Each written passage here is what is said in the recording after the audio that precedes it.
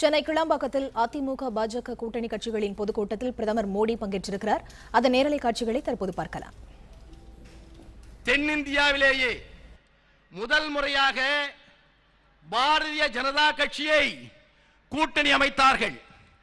அப்பொழுது மரியாதைக்குரிய பாட்டாளி மக்கள் கட்சியுடைய தலைவர் ஐயா ராமதாஸ் அவர்களும் அந்த கூட்டணியில் இணைந்தார்கள். அப்படி இணைந்த பின்பு இந்திய துணைக்கண்டமே அதிசயிக்கின்ற வகையில் தென் மாநிலத்தில் எந்த மாநிலமும் வெற்றி பெறாமல் தமிழகம் மிகப்பெரிய வெற்றியை அந்த கூட்டணி புரட்சி தலைவி அம்மாவுடைய தலைமையிலே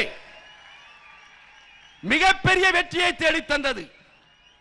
மிகப்பெரிய வெற்றியை தேடித்தந்து அது அறுதி பெரும்பான்மையுடன் பாரதிய ஜனதா கட்சி என்ற இயக்கம் முதல் முறையாக இந்திய திருநாட்டில் பாரத பிரதமராக அடல் பிகாரி வாஜ்பாய் அவர்கள் அமர்ந்தார்கள்.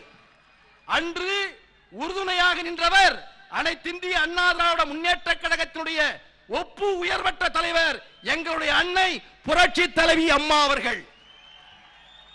2019 இதயம் டாக்டர் புரட்சி தலைவி அம்மானுடைய பாசமிக்க தொண்டர்கள் 1.5 கோடி தொண்டர்களில் இன்று எங்களால் தலைவர்களாக ஏற்றுக்கொள்ளப்பட்ட மரியாதைக்குரிய எடப்பாடியார் அவர்களும் ஓபிஎஸ் அவர்களும் இணைந்து 98 எப்படி ஒரு கூட்டணியை புரட்சி தலைவி அம்மா அவர்கள் உருவாக்கினார்களோ அதை போல இன்று பாரதிய ஜனதா கட்சியும் பாட்டாளி மக்கள் கட்சியும் இன்னும் இருக்கின்ற கட்சிகளை இணைத்து மிகப்பெரிய வெற்றி கூட்டணியை நம்முடைய அனைத்திந்திய அண்ணா திராவிட முன்னேற்ற கழக தலைவர்கள் உருவாக்கி இருக்கிறார்கள்.